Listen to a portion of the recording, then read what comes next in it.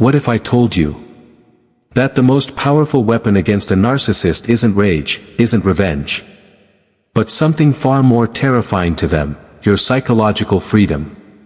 You see, Carl Jung once said that every human being carries a shadow, the hidden parts of ourselves we reject or suppress.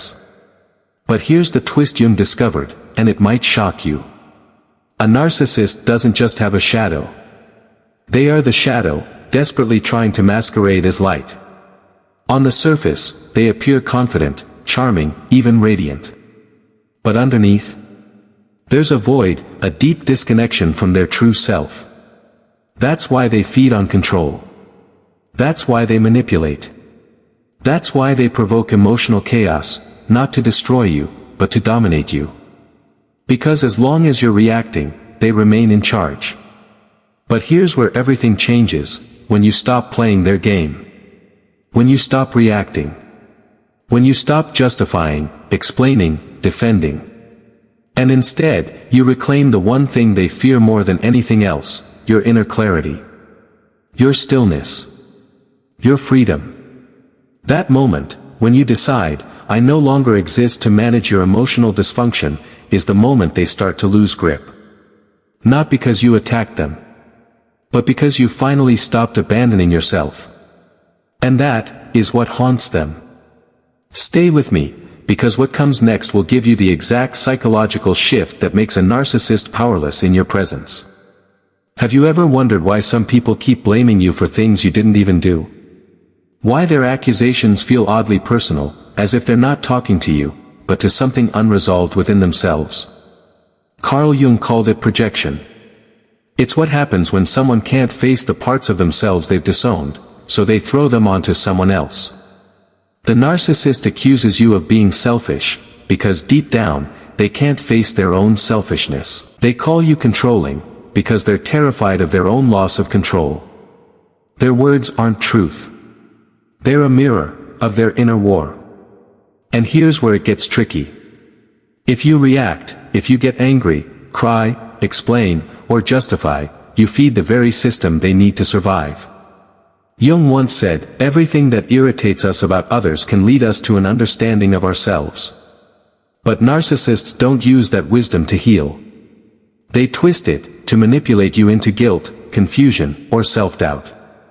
So what happens, when you stop reacting? When you stop being their emotional mirror, when you no longer reflect their shame, their chaos, their wounds, their inner world starts to collapse. That's because narcissists don't just want attention. They need reaction. Your reaction is their oxygen. But when you refuse to play the game, they lose access to the power they thought they had over you. And in that moment, you begin what Jung called individuation. The sacred process of becoming who you truly are. You're no longer the character in someone else's drama. You've stepped out of the role they assigned you. And into the life you were always meant to live. And that, more than anger, more than revenge, is what terrifies them most. There's a common misunderstanding.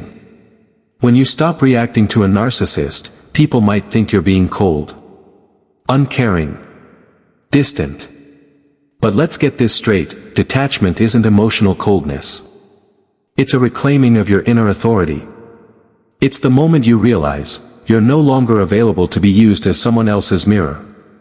You're no longer a container for their shame, their blame, their twisted validation loop. Carl Jung called this psychological sovereignty. It's not about fighting back. It's not about proving anything. It's about stepping off the stage, refusing to perform in someone else's play. And here's the part that most people never realize.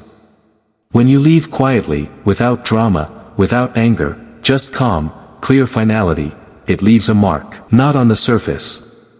Not in their conscious memory. But in their unconscious mind. Jung once said, the unconscious never forgets. You don't need to scream to be remembered. You don't need revenge to make a point. All it takes is one aligned action. One boundary, spoken with grounded energy.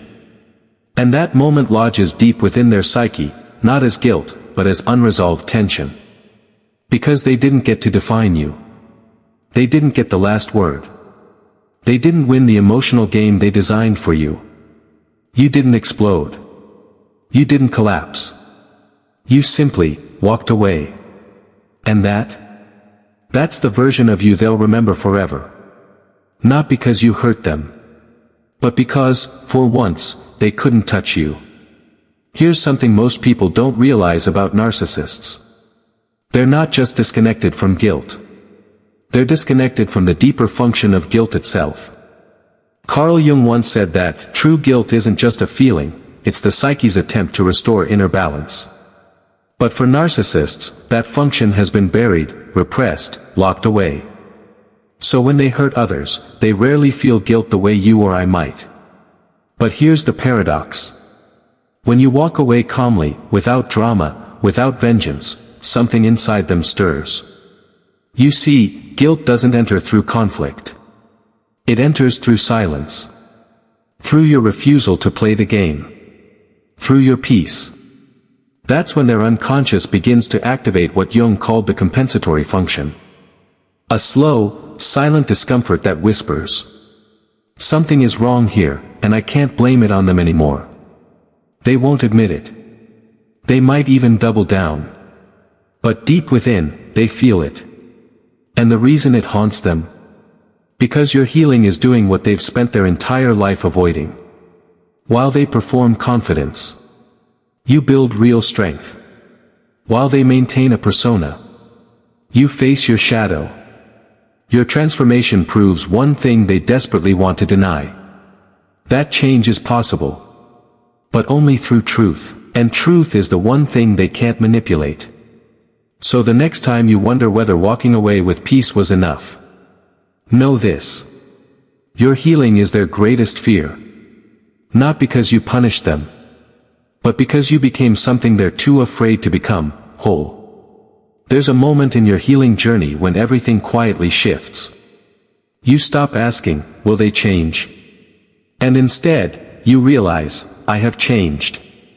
Carl Jung called this psychological authority, a deep inner clarity that no longer seeks validation from the outside world. It's not loud. It's not aggressive. But it's powerful. Because once you stop needing their approval, their ability to control you disappears. For narcissists, this is the ultimate rebellion. They thrive on being the center of your emotional universe. But now, you've turned inward. You've made peace with yourself. And that peace, it terrifies them. Not because you've attacked them, but because you've become something they cannot touch, authentic. Jung described this reaction as numinous fear, a sacred kind of terror. It's the fear that arises when someone encounters raw, unshakable truth. And your truth, your wholeness, becomes a mirror they can't escape. You no longer echo their chaos. You no longer react to their games. You simply exist, in integrity, in clarity, in freedom. And that alone dismantles their illusion. The best part? You didn't have to destroy them. You simply chose to stop abandoning yourself. Jung once said, who looks outside, dreams. Who looks inside, awakens. And that's exactly what you've done. They're still looking outward, for attention, control, supply. But you looked within.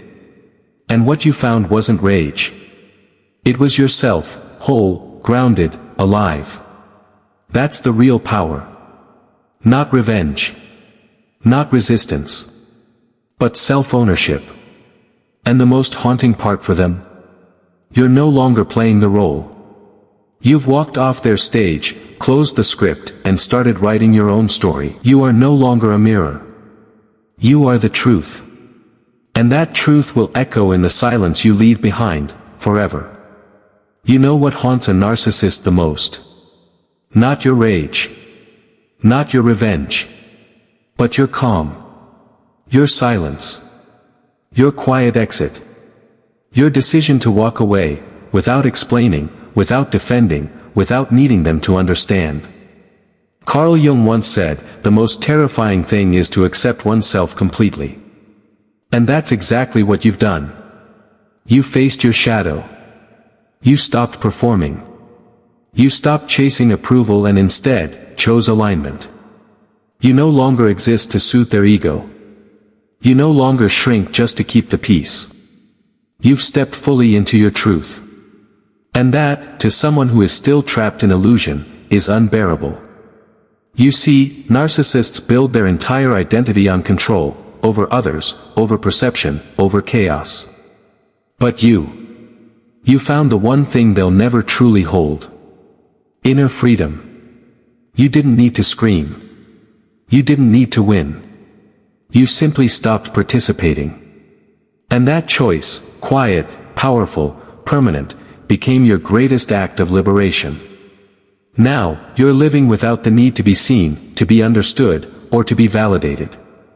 You are enough. You are whole. And you are free. And for them? That's the loudest echo in the silence you left behind.